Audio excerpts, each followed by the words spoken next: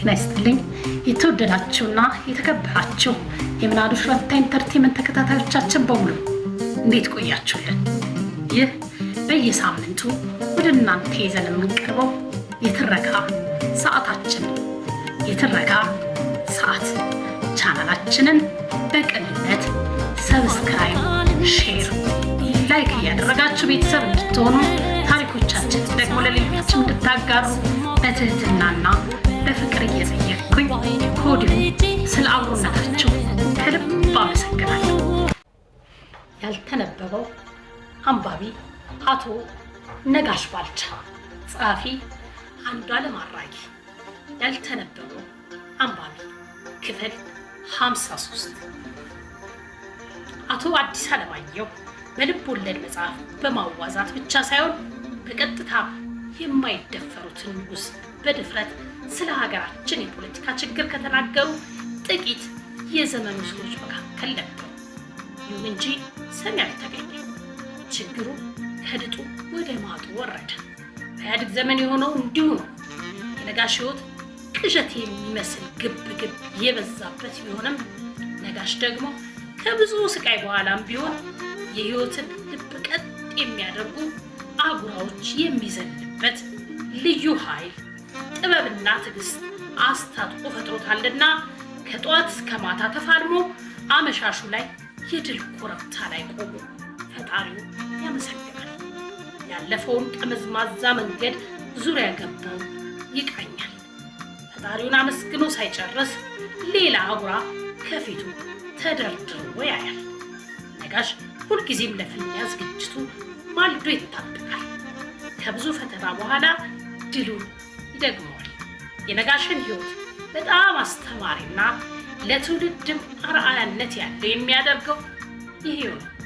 ሁልጊዜም ፈተናን ታግሎ ለመጣል እግሮቹ የሚያበረታ በተሰለፈበት የማያሳፍር ጀግና መሆኑ ነው። ችግር ለዘመናት ከነጋሽ ጋር ከተፋለመ በኋላ ከነጋሽ ጫንቃ ወርዶ ሌሎችን ማሰቃየት ቢጀምርም የነጋሽ ምላሽ ግን አንተ ብትለቀኝም እኔ አልለቅህም የሚል ይመስላል። ቸገሩ ሰዎችን ከድህነት ተርታ ለማውጣት ነጋሽ ስራዬ ብሎ ያዘው። ከችግራቸው የገላገላቸው ወዳጆቹ ነጋሽ የበላህ ላይ ማከክ ያውቁበታል ይሉታል። እንደ መዥገር ተጣብቆ ያስቸግራቸውን የድህነት መዥገር አብሯቸው ይነቅላል።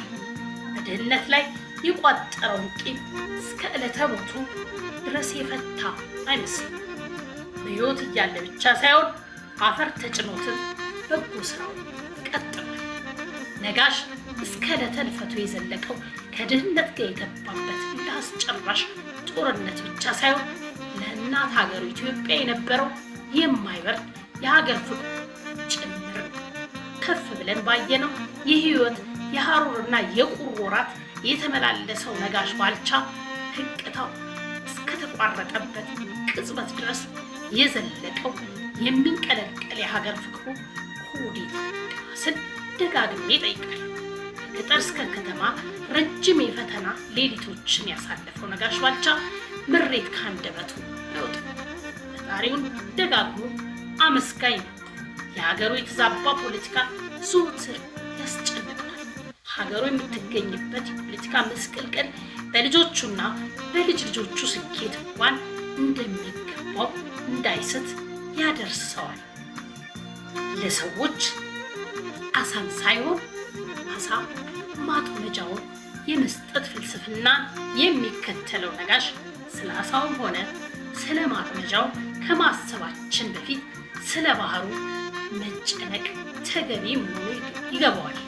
የነጋሽን ሕይወት በቅርበት ለሚከታተል ሰው እምብዛም ለግሉ የሚጨነቅ ሳይሆን ሌሎችን የሚሳካላቸውን ቦታ ለይቶ የሚረዳና መፍትሄ በመፈለግ የሚደሰት ሰው ነበር። ለሀገሩ ያለው ፍቅርም በግል ከሀገሬ ምን ተጠቅም ያለው ከሚል የሚነሳ አይመስለኝም። ስለ አቶ ነጋሽ ልዩ ባህሪዎች በርካታ ሰዎችን ማናገር ይቻላል። ሁሉም ሰው ስለ ሀገር ፍቅሩ ይሞታል። ከእኔ ጋርም በነበረን የዓመታት ትውውቅና በነበሩ ረጅም ሰዓት የፈጀ ውይይቶች 90% የሚሆነውን የሚሸፍነው ስለ ሀገራችን ያደረግነው ውይይት ነው። ሁልጊዜም በጥልቀት የሚሰማና በእርጋታ የሚመልስ አይነት ቢሆንም የሀገር ጉዳይ አንስተን በምንወያይበት ወቅት በአዛውንቱ ፊቱ ላይ የሚነበበው ምጥ የተሞላ ፊትና ሐዘን የከበዳቸው የሚመስሉ አይኖቹ ገጽታውን ጭምር ይቀይሩታል።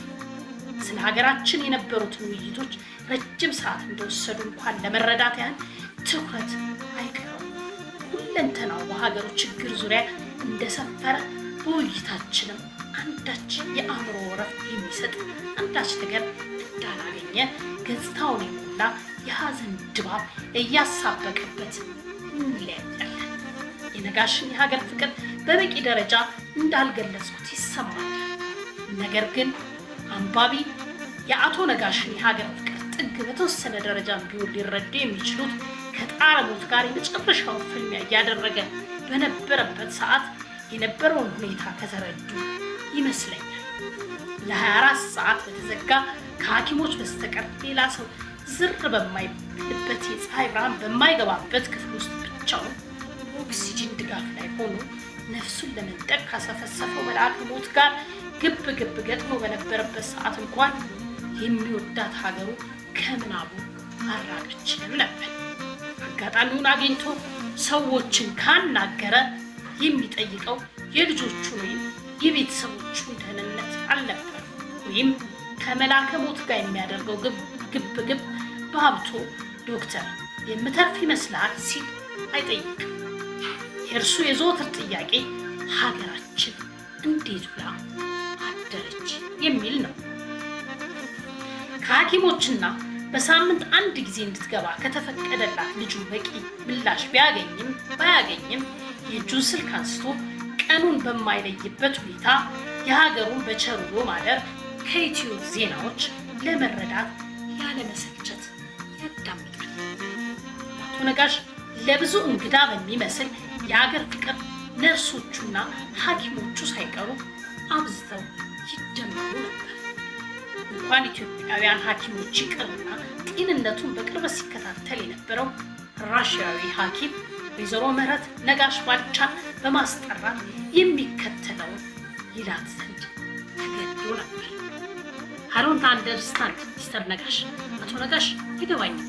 በእንዲህ አይነት ሁኔታ በጠና ታሞ እኛ እንኳን የጤንነቱ ሁኔታ በጣም አሳስቦን በምንጨነቅበት ሁኔታ እሱ ግን የራሱን ጤና ሁኔታ ዘንግቶ የኢትዮጵያ ፖለቲካ ሲከታተል የሚውለው አላት። ወይዘሮ ምህረት እንግዳ ነገር አልነበረምና ጉዳዩን በሳቅ አለፈችው። ሐኪሙ ግን ትስቂያለሽ እንዴ?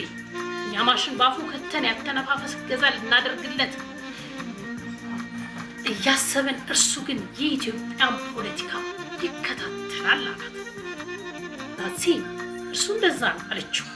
የመልአከ ሞት ፍልሚያውን ሲያይ ሐኪሞች ሕይወቱን ለመታደግ አለን የሚሉትን የመጨረሻውን እርምጃ ወሰዱ። ተነፋፈሱ በማሽን የተደገፈ እንዲሆን አደረጉት። ነጋሽ ከልቡ ለሚወዳት ሀገሩ የነበረውን የሚንቀለቀል ፍቅርና የዘወትር ጭንቀት እስከ ወዲያኛው ተቋረጠ። አቅሉን ስቶና የሚወዳትን ሀገሩን ዘንግቶ ከሚኖር ያው ሞቱ ይሻላል ያለ ይመስላል። ብዙም ሳይቆይ ነፍሱ ከስጋው ተለየች። የሀገር ፍቅር እስከ መቃብር ይላሉ። እንዲህ ነው ነፍሱ በአጸደ ገነት ያሳርፍልን እያልን የአቶ ነጋሽ ባልቻን ነፍስ በአጸደ ገነት ያሳርፍልን ጸሐፊያችንን አንዷለም አራጌን ከልብ እያመሰገንን ለዛሬ እኛም ያዘጋጀንላችሁ ይህን ይመስል ነበር።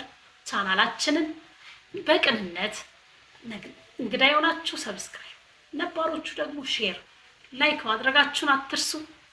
ለሳምንት ሌላኛውን ክፍል ይዘን እስክንገናኝ ቸር ቆዩልን።